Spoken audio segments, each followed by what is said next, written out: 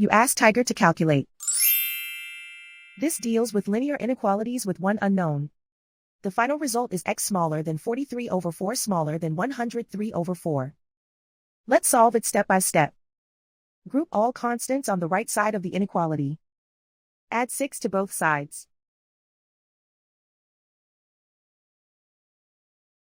Simplify the arithmetic.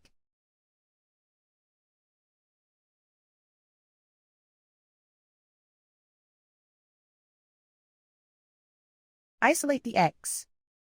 Divide both sides by 4.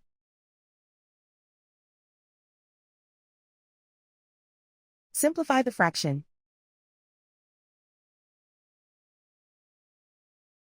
Plot the solution on a coordinate grid.